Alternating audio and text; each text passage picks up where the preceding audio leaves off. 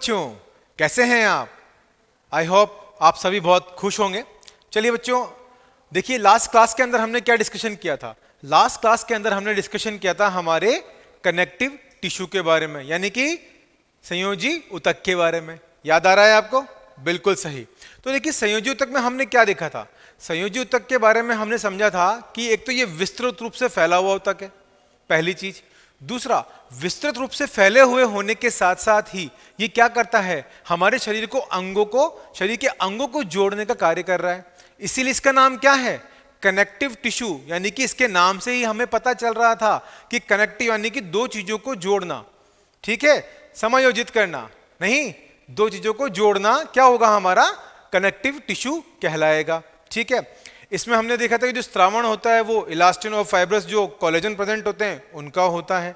ठीक है, तो इसी के बारे में हमने कंप्लीट पढ़ लिया था, पूरी चर्चा कर ली थी। अब हम आज के लेक्चर में जो बात करने वाले हैं वो हम बात करेंगे टाइप्स ऑफ कनेक्टिव टिश्यू के बारे में। ठीक है, तो आइए चर्चा कर लेते हैं हम टाइप्स ऑफ कनेक्टिव टिश्यू के बारे में। तो सबसे पहले हम क्या लिखेंगे, हमारी हेडिंग जो क्या है,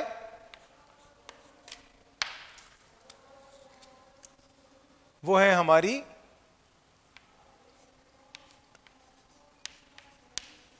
टाइप्स ऑफ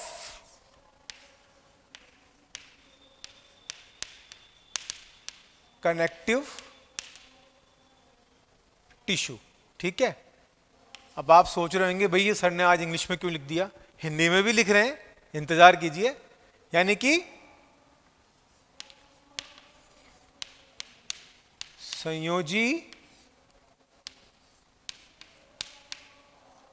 ऊतक के प्रकार। आई बात समझ में? हम क्या पढ़ रहे हैं आज, टाइप्स ऑफ कनेक्टिव टिश्यू के बारे में हम चर्चा कर रहे हैं, जो क्या है हमारा संयोजी ऊतक के प्रकार। ठीक है, अब देखिए ये जो संयोजी ऊतक है यानी ये कनेक्टिव टिश्यू है, ये भी 3 प्रकार से विभाजित होता है। कितने? 3 प्रकार से। तो उसके बारे में हम चर्चा कर लेते हैं। सबसे पहले हम बात कर लेते हैं किसकी, लूज कनेक्टिव टिश्यू के बारे में। क्या होगा ये, लूज कनेक्टिव टिश्यू, जिसे हम किस नाम से जानते हैं, शिथिल संयोजी ऊतक के नाम से जानते हैं। आ रही है बात समझ में? जिसे हम क्या बोलेंगे, हम बोलेंगे शिथिल संयोजी ऊतक। आई बच्चों बात समझ में? ठीक है, पहला प्रकार हो गया हमारा लूज कनेक्टिव टिश्यू अर्थात शिथिल संयोजी ऊतक। ठीक है, नेक्स्ट की तरफ हम बढ़ते हैं। अगला हमारा कौन सा होगा, अगला हमारा जो होगा वो होगा हमारा डेंस कनेक्टिव टिश्यू। ठीक है, यहां हमने शिथिल की बात कर ली, अब यहां हम बात करेंगे सघन की। तो ये क्या होगा हमारा डेंस कनेक्टिव टिश्यू। ठीक है, डेंस का मतलब ये मत समझना ना कि नाचने गाने की बात कर रहे हैं, हम बात कर रहे हैं डेप्थ की। डेंस यानी कि सघन। ठीक है, तो इसको हम क्या बोलेंगे, इसको हम बोलेंगे सघन संयोजी ऊतक। आई बात समझ में? चलिए, सेकंड पॉइंट हमारा हो गया। तीसरा इसका कौन सा होगा, तीसरे की हम चर्चा करें तो तीसरा होगा इसका स्पेशलाइज्ड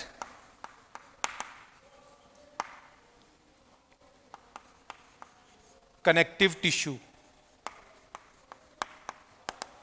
कौन सा होगा बच्चों, स्पेशलाइज्ड कनेक्टिव टिश्यू, जिसे हम किस नाम से जानते हैं, विशिष्टीकृत संयोजी ऊतक। बिल्कुल सही समझा आपने। इसे हम क्या बोलेंगे, इसे हम बोलेंगे विशिष्टीकृत संयोजी ऊतक।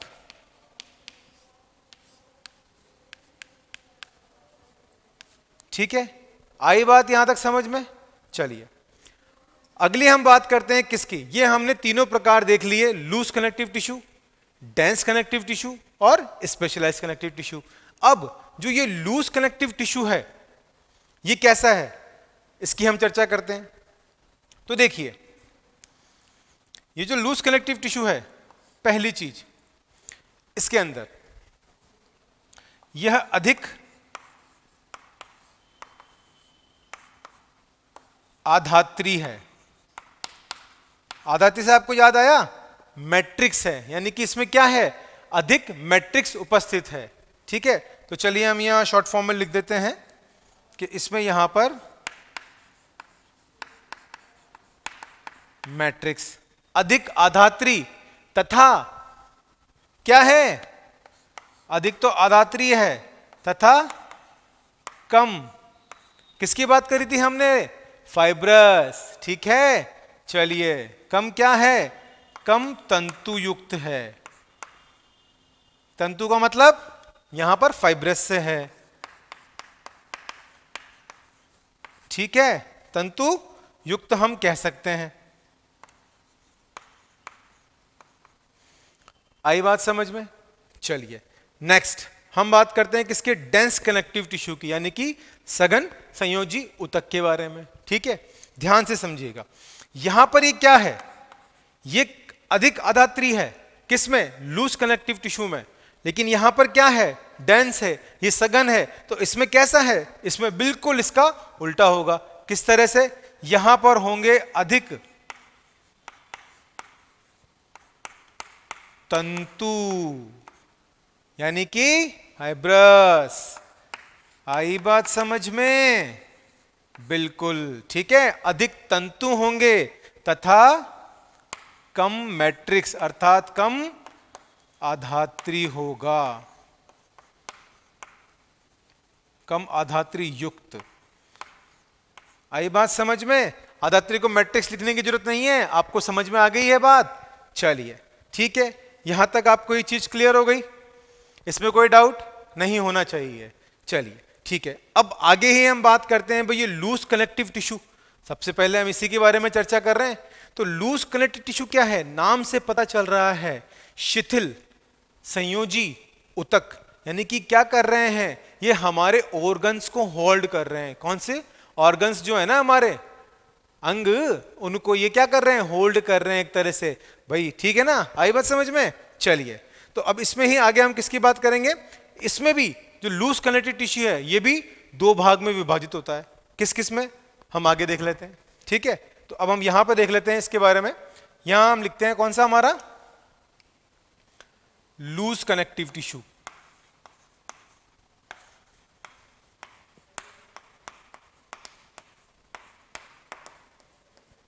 ठीक है, ये वापस से दो भागों में विभाजित हुआ। किस किस में, पहला हम इसको बोलेंगे क्या, एरियोलर टिश्यू। समझते जाइएगा, इसको हम क्या बोलेंगे, इसको हम बोलेंगे एरियोलर टिश्यू। कनेक्टिव टिश्यू तो लगाना पड़ेगा ना, तो कनेक्टिव लिखो ना, तो हम इसको क्या लिखेंगे, एरियोलर कनेक्टिव टिश्यू। ठीक है, दूसरा हमारा कौन सा होगा, एडिपोज कनेक्टिव टिश्यू। याद रखिए, हमने चर्चा की थी कि हमें हिंदी के साथ साथ में अंग्रेजी शब्दों को भी ध्यान में रखना है। ठीक है, तो ये हो गया हमारा क्या, शिथिल संयोजी ऊतक। आपको समझ में आ रहा है, इसके दो प्रकार हो गए। कौन सा, एरियोलर कनेक्टिव टिश्यू, जिसे हम किस नाम से जानते हैं, अंतराली योजी ऊतक के नाम से। क्या लिखेंगे बेटा, इसको हम बोलेंगे अंतराली योजी ऊतक। याद रखिएगा, ठीक है, ये हो गया हमारा अंतराली योजी ऊतक। ठीक है, इसी तरह से एडिपोज कनेक्टिव टिश्यू है, इसको हम क्या बोलेंगे, वसीय योजी ऊतक, क्योंकि एडिपोज किसके लिए, यहां पे फैट के लिए, वसा के लिए काम आ रहा है, तो इसको हम क्या बोलेंगे, वसीय संयोजी ऊतक। ठीक है, इसे हम बोलेंगे वसीय योजी उतक। आई बात समझ में? क्लियर यहां तक? ठीक है, चलो नेक्स्ट हम किसकी बात करेंगे? नेक्स्ट बात करेंगे हम डेंस कनेक्टिव टिश्यू की। अब जो डेंस कनेक्टिव टिश्यू है यह भी क्या है? यह भी दो प्रकार से विभाजित है। ठीक है भाई, हमने लूज कनेक्टिव टिश्यू के बारे में पढ़ लिया, दो प्रकार से विभाजित है, एरियुलर टिश्यू और एडिपोज टिश्यू। ठीक है, अब जो डेंस कनेक्टिव टिश्यू है यह भी दो प्रकार से विभाजित है। कौन कौन से प्रकार है आइए हम देख लेते हैं। ठीक है, यह है हमारा डेंस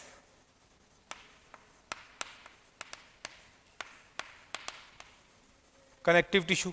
ठीक है, यह भी दो भागों में है। दो भाग कौन कौन से होंगे? ठीक है, तो पहला तो है हमारा dense regular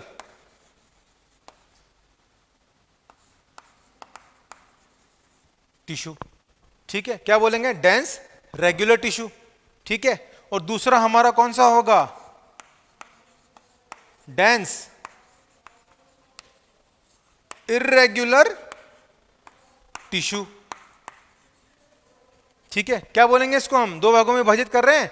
dense connective tissue अर्थात सघन संयोजी ऊतक दो भागों में विभाजित हो रहा है, डेंस रेगुलर, ठीक है ना, और डेंस इर्रेगुलर।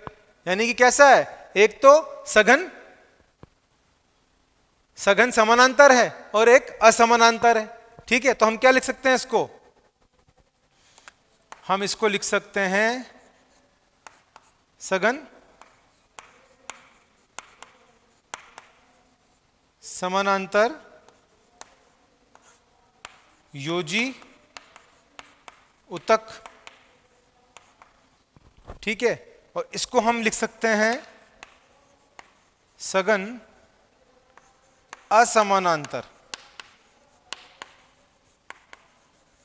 असमानांतर योजी ऊतक। आई बात समझ में? क्लियर आपको यहां तक सब कुछ? ठीक है, अब हम अगली बात करते हैं किसकी? हमारे तीसरे कनेक्टिव टिश्यू के बारे में। तो हमारा तीसरा कनेक्टिव टिश्यू कौन सा होगा? हमारा तीसरा कनेक्टिव टिश्यू होगा हमारा ये स्पेशलाइज्ड कनेक्टिव टिश्यू। ठीक है, अब हम किसके बारे में बात करेंगे? स्पेशलाइज्ड कनेक्टिव टिश्यू के बारे में। ठीक है, तो पहले आप यहां पे इसको नोट डाउन कर लीजिए, फिर उसके बाद हम चर्चा करते हैं आगे हमारे स्पेशलाइज्ड कनेक्टिव टिश्यू के बारे में। ठीक है, हाँ तो बच्चों यहां तक हमने देख लिया, हमने तीनों प्रकारों को देख लिया। तीसरा प्रकार हमारा भी बचा हुआ है, हमने तीनों को नहीं देखा है, हमने सिर्फ दो प्रकार के बारे में चर्चा करी है। तीसरा प्रकार कौन सा है हमारा? विशिष्टीकृत संयोजी ऊतक। ठीक है, तो देखिए ये विशिष्टीकृत जो संयोजी ऊतक है ये भी क्या है? ये भी दो भागों में विभाजित है। इसको हम यहीं पे लिख लेते हैं। ठीक है, कौन कौन से दो भागों में विभाजित है? पहला है हमारा स्केलेटल कनेक्टिव टिश्यू। ठीक है बच्चों, पहला है हमारा स्केलेटल कनेक्टिव टिश्यू। ठीक है, दूसरा है हमारा fluid, this is L, fluid connective tissue. कौन सा है? Fluid connective tissue. ठीक है, अब जो ये स्केलेटल कनेक्टिव टिश्यू है ये कैसा है? ठीक है, इसकी हम चर्चा कर लें। ये किस तरह का है? यह ठोस व लवण युक्त है। कैसा है बच्चों? ये ठोस है व लवण युक्त है।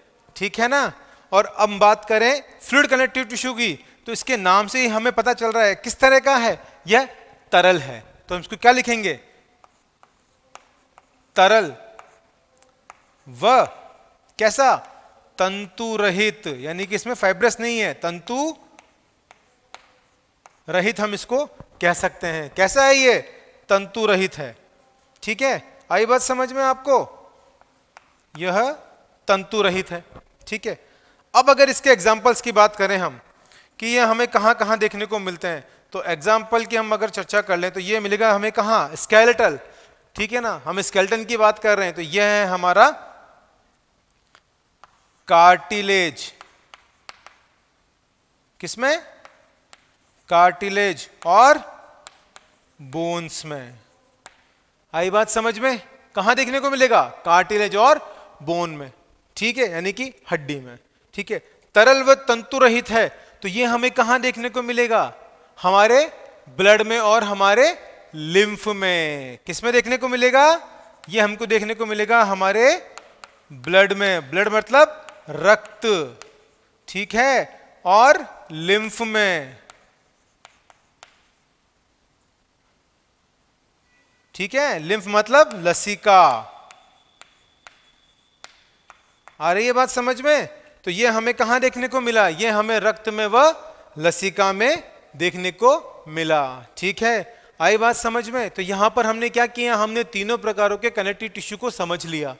ठीक है, पहला है हमारा लूज कनेक्टिव टिश्यू, जिसे हमने क्या कहा? जिसे हमने शिथिल संयोजी ऊतक कहा। इसमें अधिक आधात्री है तथा कम तंतु इसमें उपस्थित हैं।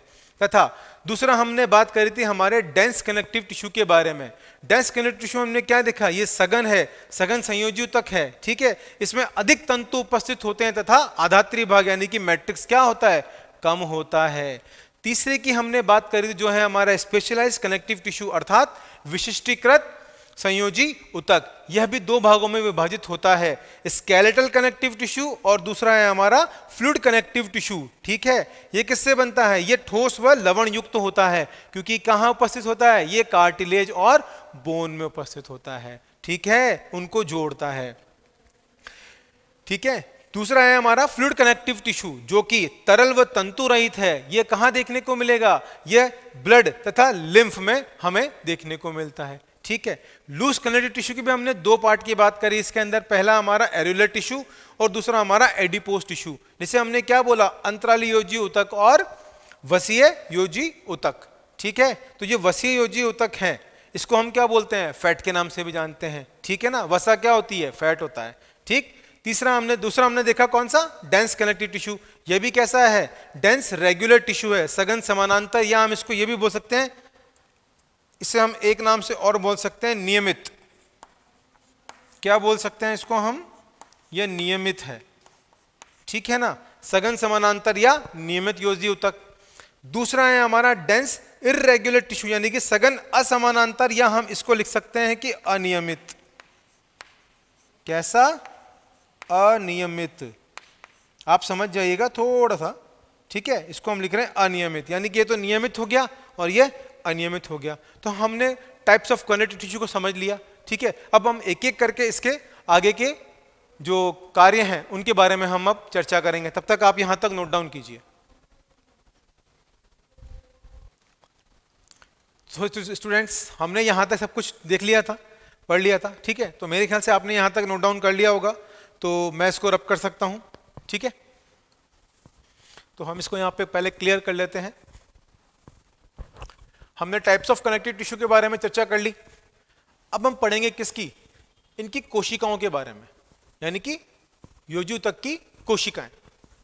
ठीक है,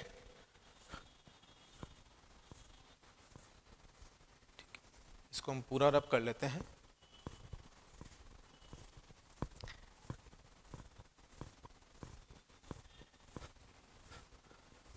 ठीक है, चलिए आगे चर्चा करते हैं हम किसकी? हम चर्चा करेंगे योजी ऊतक की कोशिकाओं के बारे में। ठीक है, तो हमारी हेडिंग क्या होगी? हमारी हेडिंग होगी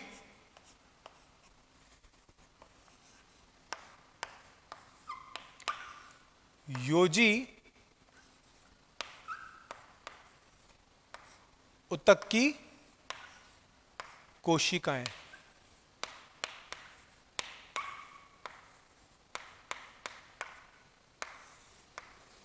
ठीक है, हम किसके बारे में चर्चा कर रहे हैं?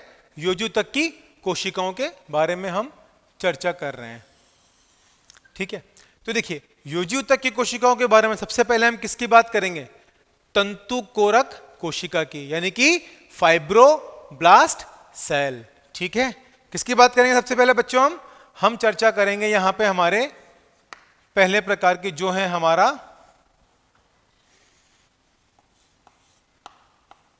तंतु कोरक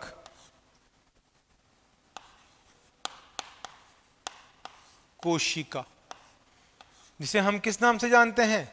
जिसे हम फाइब्रोब्लास्ट सेल्स के नाम से भी जानते हैं। तो हम क्या लिखेंगे यहां इसको?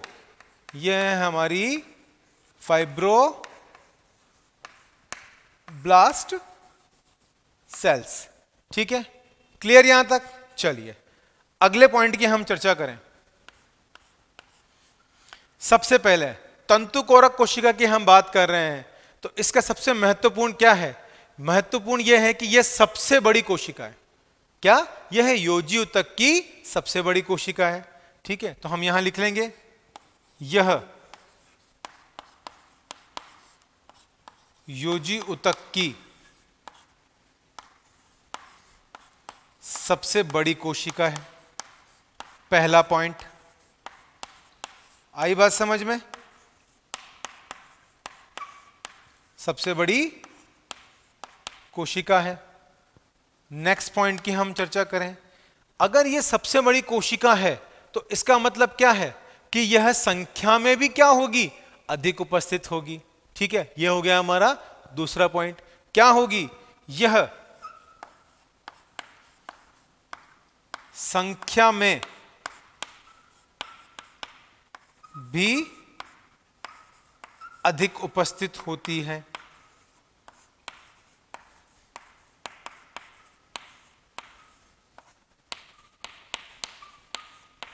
आई बात समझ में?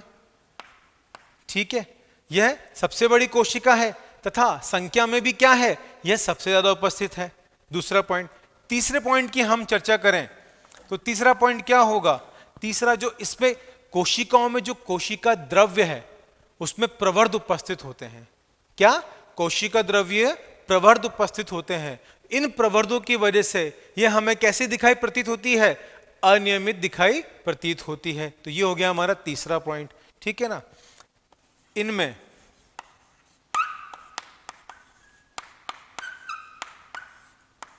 कोशिका द्रव्य, क्या? कोशिका द्रव्य प्रवर्धों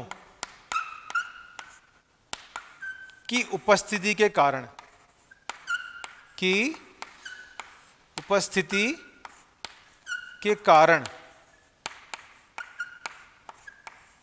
यह हमें अनियमित, कैसी? अनियमित दिखाई देती है। आई बात समझ में बच्चों? ठीक है, कोशिका द्रव्य के प्रवर्धों की उपस्थिति की वजह से यह हमें अनियमित दिखाई देती है। ये हो गया हमारा तीसरा पॉइंट। ठीक है, अब जो ये कोशिका द्रव्य है, ठीक है ना, उसकी उपस्थिति है तो ये हमें अनियमित दिखाई दे रही है। अब इसी कोशिका द्रव्य में क्या होता है? प्रोटीन तंतुओं का निर्माण होता है। ठीक है ना? अगला पॉइंट क्या लिख सकते हैं हम? कोशिका द्रव्य में क्या होता है?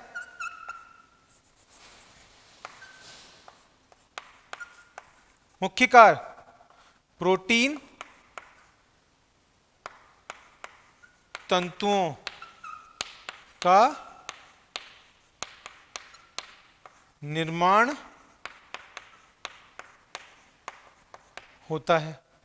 कोशिका द्रव्यों में क्या होता है? इनके में प्रोटीन उपस्थित होता है और प्रोटीन क्या करता है?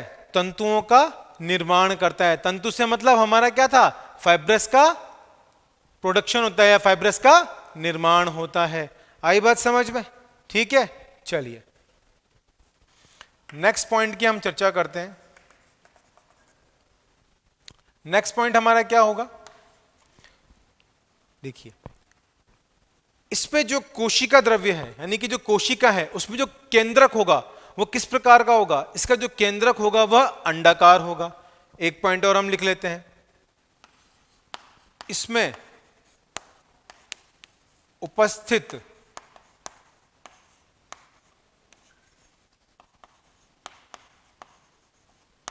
केंद्रक कैसा होगा? अंडाकार होगा। अंडाकार होगा। ठीक है, अगले पॉइंट की हम चर्चा करें। भाई जब इसमें हमें कोशिका द्रव्य प्रवर्त दिख रहे हैं, उनकी उपस्थिति के कारण ये अनियमित है, लेकिन इसकी कोशिका में केंद्रक होगा, वो कैसा होगा? वह अंडाकार होगा। ठीक है, अगले पॉइंट की हम चर्चा करें तो इसमें जो फाइब्रोब्लास्ट सेल प्रेजेंट है, फाइब्रोब्लास्ट उपस्थित है, तो उसको हम क्या बोलते हैं? उसको हम अविभेदित कोशिका के नाम से भी जानते हैं। किस नाम से जानते हैं? अविभेदित कोशिका के नाम से भी जानते हैं। तथा क्यों हम इसको अविभेदित कोशिका क्यों बोलते हैं? क्योंकि ये क्या होती है? यह रूपांतरित होकर ऑस्टियोब्लास्ट और कॉन्ड्रियोब्लास्ट बना देती है। ठीक है, एक पॉइंट ये हो गया। दूसरा, ये जो फाइब्रोब्लास्ट सेल है, ये जो कोशिकाएं हैं, ये क्या करती हैं? मैट्रिक्स का कुछ भाग भी स्रावित करती हैं। क्यों? क्योंकि इनमें क्या होते हैं? रफ एंडोप्लाज्मिक रेटिकुलम उपस्थित होते हैं। ठीक है, इस वजह से तो हम यहां लिख सकते हैं इस चीज को क्या, कि ये जो कोशिका द्रव्य प्रोटीन तंतु का निर्माण हो रहा है, ये क्या कर रही है? ये यहां पर इसमें कोशिका में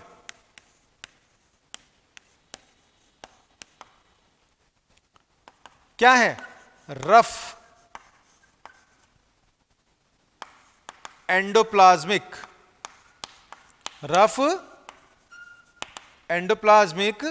रेटिक्यूलम, रफ एंडोप्लाज्मिक रेटिक्यूलम उपस्थित होता है, उपस्थित होता है, जिनका मुख्य कार्य क्या है? प्रोटीन तंतुओं का निर्माण करना। हम यहां लिख देते हैं कि इनका मुख्य कार्य प्रोटीन तंतुओं का निर्माण करना है, प्रोटीन तंतुओं का निर्माण करना है।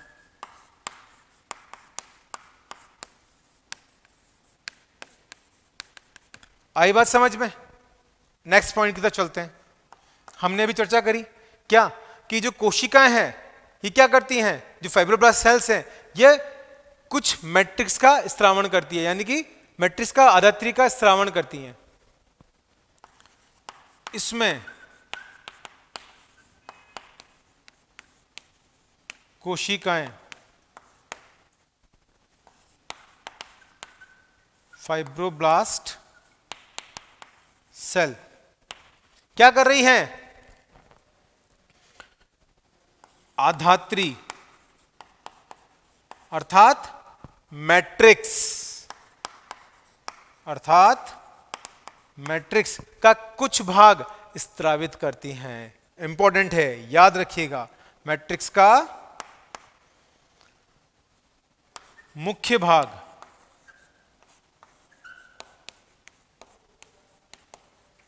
स्त्रावित करती है। ठीक है, नेक्स्ट पॉइंट की हम चर्चा करें तो नेक्स्ट पॉइंट हमारा क्या होगा? अभी हमने बात करी थी किसकी, कि जो हमारी फाइब्रोब्लास्ट सेल है इसको हम क्या बोल रहे हैं? अविभेदित कोशिका भी बोल रहे हैं। क्या बोल रहे हैं? अविभेदित कोशिका। ठीक है, तो इसे हम क्या बोलते हैं? अविभेदित कोशिका।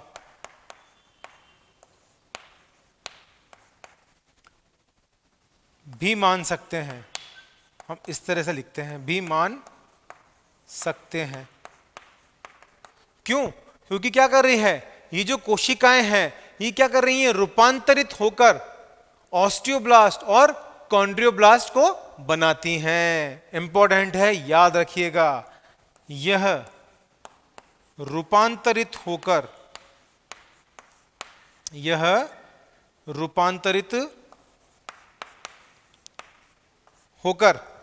क्या कर रही हैं? ऑस्टियोब्लास्ट तथा कॉन्ड्रियोब्लास्ट को बनाती हैं। आई बात समझ में आपको यहां तक? ठीक है, तो यहां हमने कौन कौन से पॉइंट्स के बारे में चर्चा कर ली? देखिए, हमने सबसे पहले किसकी बात करी? हमने बात करी यहां पे तंतुकोरक कोशिका की। ठीक है, यह युजीव तक की सबसे बड़ी कोशिका है तथा संख्या में भी अधिक उपस्थित होती है। इसमें जो कोशिका द्रव्य प्रवर्ध उपस्थित हैं, उनकी वजह से क्या है, यह हमें अनियमित दिखाई प्रतीत होती है। ठीक है, फिर कोशिका द्रव्य प्रवर्धों में प्रोटीन तंतु का निर्माण होता है। क्यों? क्योंकि इसमें क्या उपस्थित है? रफ एंडोप्लाज्मिक रेटिकुलम की उपस्थिति है। इसमें उपस्थित केंद्रक कैसा है? इसमें उपस्थित केंद्रक हमारा अंडाकार है। साथ ही इस कोशिका में रफ एंडोप्लाज्मिक रेटिकुलम में अभी हमने चर्चा कर ली, उसी की वजह से इसका मुख्य कार्य क्या है? प्रोटीन तंतुओं का यानी कि फाइब्रस का निर्माण करना है। इसमें जो कोशिकाएं हैं वो अधात्रीय मैट्रिक्स का मुख्य भाग भी स्त्रावित करती है। ठीक है, तथा इसे हम अविभेदित कोशिका भी मान सकते हैं। क्यों? क्योंकि ये जो कोशिकाएं हैं ये कैसी हैं? यह रूपांतरित होकर हमारे ऑस्टियोब्लास्ट तथा कॉन्ड्रियोब्लास्ट को बना रही हैं। तो यहां हमने सबसे पहले किसको समझ लिया? तंतुकोरक की कोशिका को समझ लिया। ठीक है, अब हम बात करते हैं इसके अगले पॉइंट की। तब तक आप इसको नोट डाउन कीजिए। ठीक है बच्चों? हाँ, तो बच्चों यहां पे हमने क्या देख लिया? फाइब्रोब्लास्ट सेल यानी कि तंतुकोरक कोशिका के बारे में हमने चर्चा कर ली। अगले पॉइंट की तरफ हम बढ़ते हैं, जो कि है हमारा सेकंड यानी कि दूसरा। वो क्या है? वो है हमारा मैक्रोफेज या हिस्टियोसाइट्स। ठीक है, तो उसके बारे में हम लिख लेते हैं। सेकंड है हमारा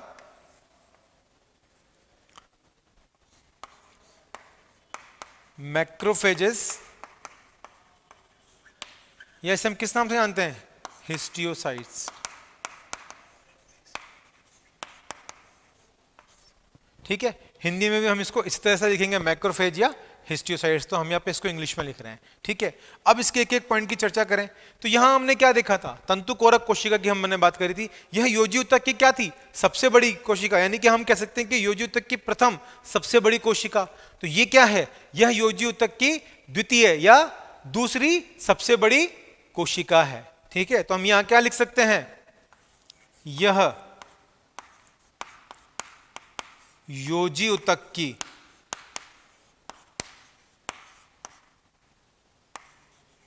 दूसरी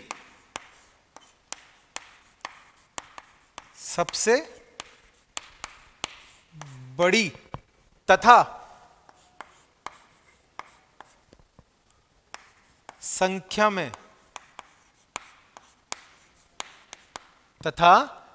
में अधिक पाई जाने वाली कोशिका है। संख्या में अधिक पाई जाने वाली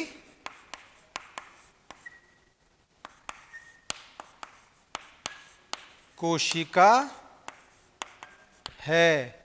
ठीक है, पहला पॉइंट क्लियर हुआ।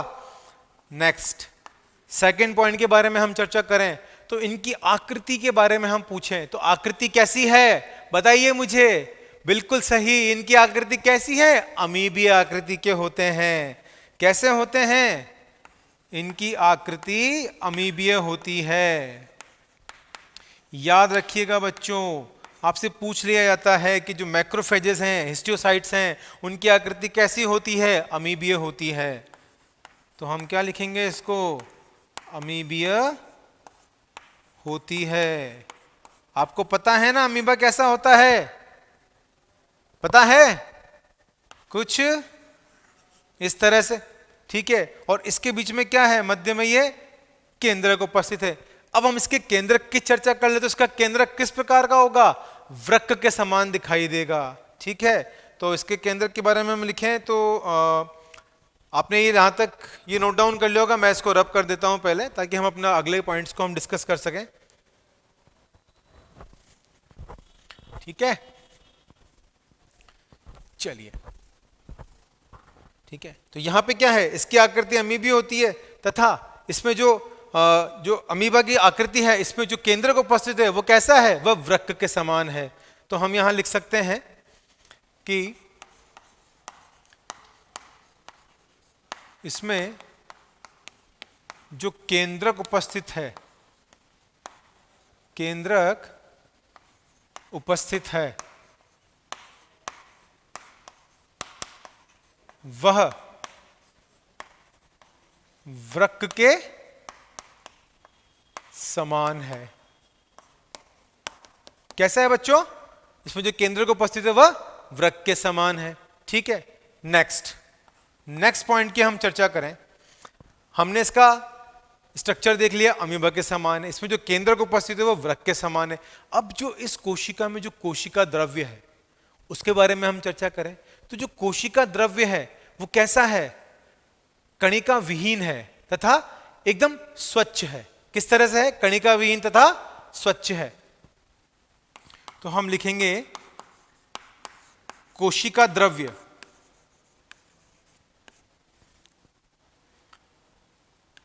कैसा है,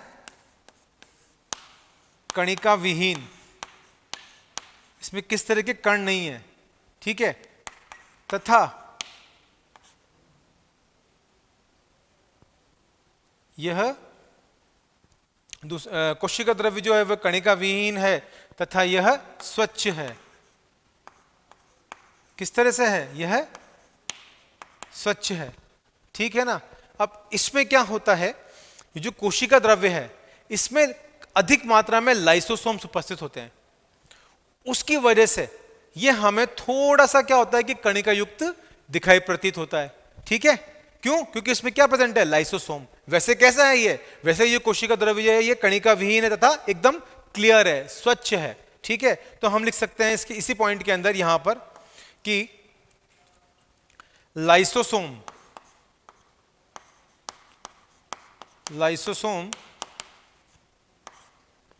की अधिकता के कारण,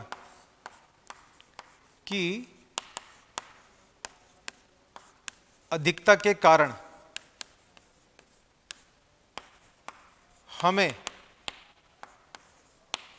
इसमें कण दिखाई देते हैं,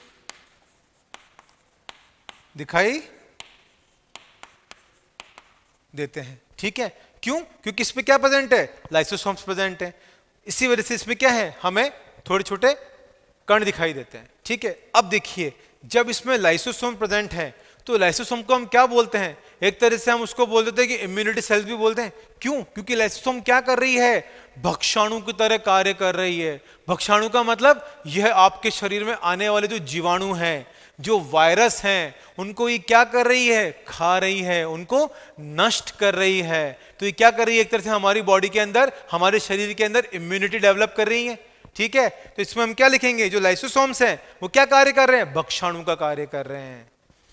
आई बात समझ में बच्चों। चलिए इसी तरह हम इसे क्या बोलते हैं, भक्षाणु कोशिका भी बोलते हैं, भक्षाणु कोशिका भी कहते हैं। क्यों कहते हैं, क्योंकि इसमें क्या प्रेजेंट है, लाइसोसोम प्रेजेंट है। और ये भक्षाणु कोशिका क्या करती है, यह सभी तरह से बाहरी जीवाणुओं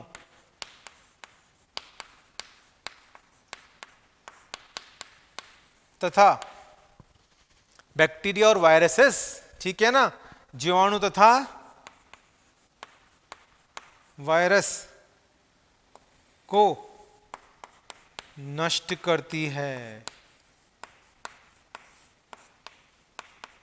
ठीक है, यानी कि इम्यूनिटी प्रोवाइड करवा रही है।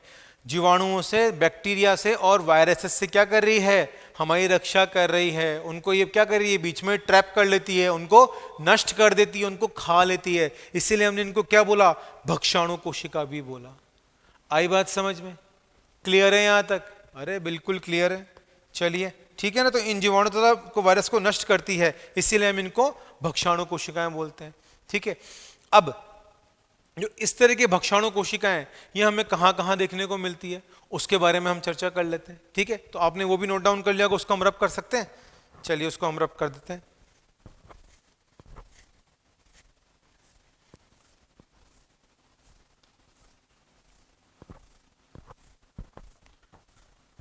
ठीक है बच्चों, चलो एक तरह से हम बात कर ली कि इसकी उपस्थिति के बारे में बात करें तो उपस्थिति ये हमें कहां कहां देखने को मिलेगी। तो सबसे पहले हम हमारा यहां पॉइंट क्या डाल देते हैं, यहां हम लिख देते हैं उपस्थिति। उपस्थिति के आधार पर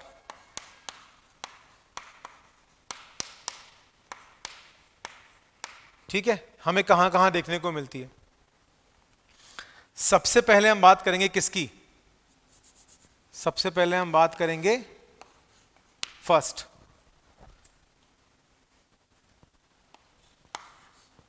फर्स्ट है हमारा मैक्रोफेज ऑफ किसकी? लंग्स की बात करते हैं। ठीक है, तो मैक्रोफेजेस ऑफ लंग्स में क्या प्रेजेंट होती हैं? डस्ट सेल प्रेजेंट होती हैं। क्या होती हैं? Dust sales. आई बात समझ में? चलिए नेक्स्ट हम बात करते हैं किसकी? सेकंड हम चर्चा करेंगे हमारे लीवर की। Macrophages of liver. तो लीवर में किस प्रकार की जो भक्षाणु कोशिकाएं उपस्थित होती हैं? वो होती हैं हमारी कुप्फर सेल्स। कौन सी होती हैं बच्चों? कुप्फर सेल्स। बिल्कुल सही, अरे आप तो बहुत इंटेलिजेंट हैं। ठीक है, थर्ड, तीसरी हम किसकी बात करें? ब्रेन सेल की। हाँ, तीसरी हम बात करते हैं मैक्रोफेज ऑफ ब्रेन। ठीक है, तो इसमें कौन सी होती है? माइक्रोग्लियल सेल्स प्रेजेंट होती हैं।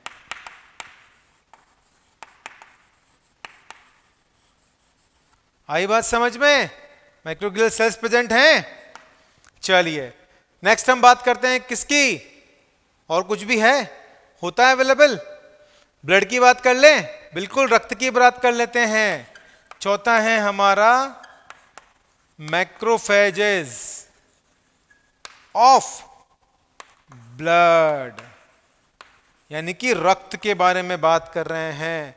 तो रक्त में क्या होती हैं? मोनोसाइट्स उपस्थित होती हैं। याद रखिएगा, आपसे सीधे सीधे इन पर प्रश्न पूछ लिया जाता है।